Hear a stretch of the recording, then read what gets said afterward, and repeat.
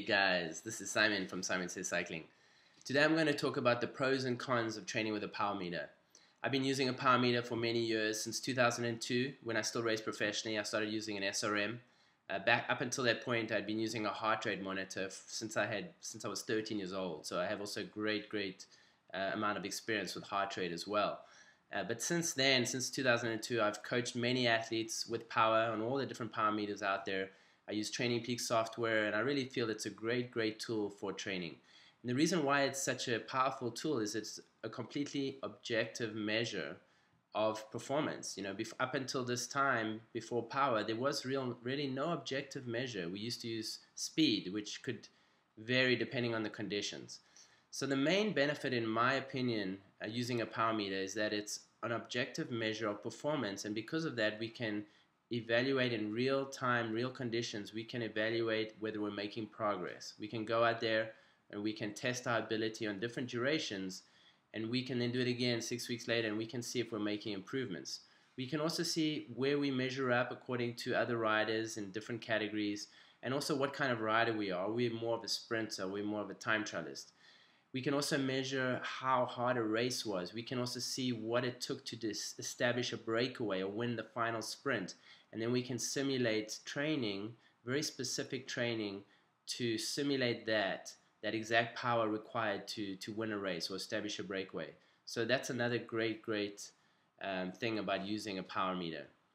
So those are some of the real benefits of using a power meter. Now, what are the potential cons of using a power meter?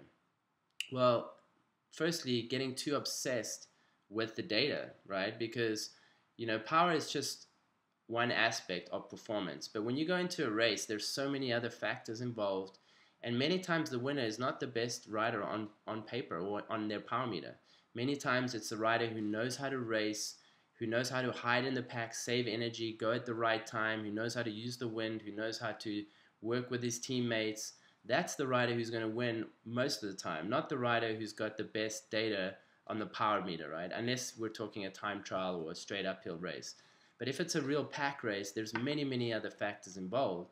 And some people get too obsessed with the data. They keep looking at it and they keep obsessing over it. And really, it's just a tool for training. When you're out there racing or doing a group ride, you really probably shouldn't even look at that power meter.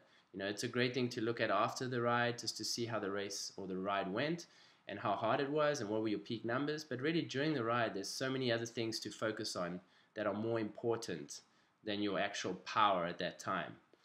The other potential drawbacks of using a power meter is that, you know, not all power meters are equal. You know, I've had clients who recently switched from a Quark power meter to a Stages power meter, and right off the bat, they lost 20, 30, 40 watts. I've also had clients who've updated software on the same power meter. This happened recently with Stages, but I've seen the same thing with PowerTap and SRM. So really, I'm not going after any one brand here, because they've all had these kind of issues. And I've seen where, you know, changing software, updating software, getting the unit serviced could lead to a 30 to 40 watt decline sometimes, or increase. So these are the kind of things that happen. So the point here is that if you're comparing yourself to other riders, realize that, you know, maybe it's the power meter. You know, maybe they really aren't stronger than you. Maybe they have a different kind of power meter. So remember that. And also remember that, you know, the power that you see today, it's not necessarily measured exactly the same as it was 6 months ago or a year ago. So don't get too obsessed with the numbers. You know, realize that it's just a tool for training to give you very precise, accurate training. But really, other than that, and just to, you know, evaluate your progress and performance, there's really so many more important factors than a power meter. And that's strategy, that's tactics, that's the mental side. That's going out there and doing the training. That's going out there and pushing yourself. Those are the important things about improving. The power meter is just going to tell you how you did, and very accurately, and that's the real benefit. So hope you guys enjoyed the show for today. Go out there and have fun.